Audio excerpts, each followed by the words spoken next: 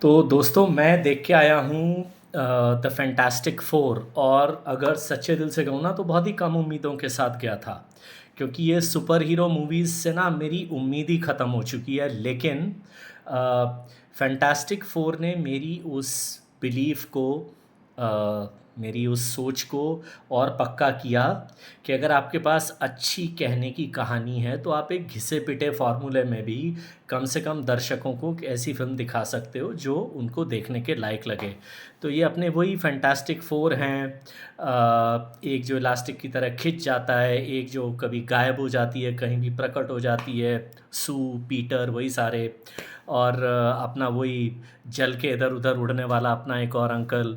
तो यही चार लोग फैंटास्टिक फोर। और एज़ यूजुअल इनका मुकाबला होता है एक गैलेक्टस नाम के विलन से, जो सारे ग्रहों को खा जाता है। या आपने सही सुना, वो खा जाता है। अब इस बार उसका इरादा है उसे पृथ्वी की नमक मिर्ची सही लगी है तो अब वो पृथ्वी को खाना चाहता है।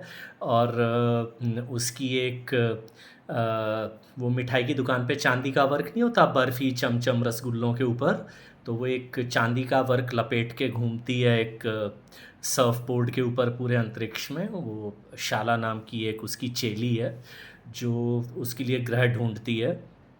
और तो यही कहानी है कि गैलेक्टस और उसकी ये चेली और इन चार लोगों का मुकाबला होता है। तो फाइनली ये जो इस लड़ाई में एक और इंटरेस्टिंग एंगल है कि सू और रीड का एक बेटा पैदा होता है।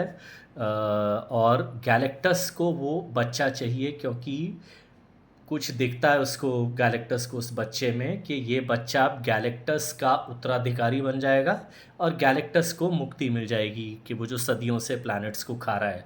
तो वो इस शर्त भी लगाता है कि या तो बच्चा मेरे हवाले कर दो, नहीं तो पृथ्वी खा जाऊंगा। तो यही कहानी है कि कैसे लोग डिसाइड करते हैं कि बच्चा नहीं दिया जाएगा लेकिन गैलेक्टस से लड़ाई की जाएगी। कुछ अच्छे वन लाइनर्स हैं, बहुत ही इंटरेस्टिंग दो तीन एक्शन, या वो जो फाइनल बैटल है जब गैलेक्टस को ये पृथ्वी पर लेके आते हैं और प्लान बनाते हैं और बहुत तिकड़म लगा के गैलेक्टस को ये लोग हराते हैं, क्योंकि गैलेक्टस बहुत ज़्यादा पावरफुल है। वो लोग उसके लिए एक ट्रैप बनाते हैं, उस ट्रैप में गैलेक्टस को कैसे फंसाते हैं, वही सारी कहानी है। ये थोड़ा बहुत भी जो बोला है ये कहानी का इंडिकेशन है, इससे ज़्यादा बोलूँगा तो फिर वो स्पॉयलर्स हो जाएंगे।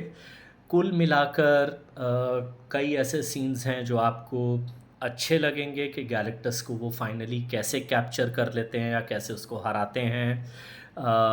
वो वाला सीन जब ये सू अनाउंस करती है, और छोटे छोटे कॉमेडी के सीन जैसे जब सू अनाउंस करती है कि उसको बच्चा होने वाला है, तो ये बाकी के जो दो हैं जो बच्चे के चाचा का रोल ले लेते हैं, वो कैसे उस न्यूज़ को रिएक्ट करते हैं। तो कुछ कॉमेडी टाइप सीन्स भी हैं।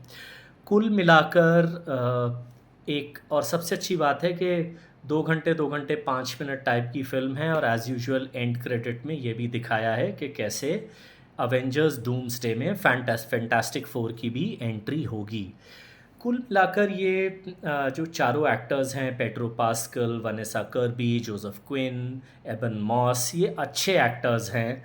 और इनकी एक्टिंग भी थोड़ा उन सुपर हीरोज़ को नेचुरल और हमारे जैसा ही दिखने में मदद करती है। तो ख़ास तौर से जैसा मैंने कहा ना, छोटे छोटे सीन जैसे, क्योंकि इन लोगों को इलेक्ट्रिसिटी बचानी है गैलेक्टस को हराने के लिए, तो एक सीन में एबन मॉस का कैरेक्टर वो अब शेविंग बंद कर देता है तो उसकी दाढ़ी उग जाती है।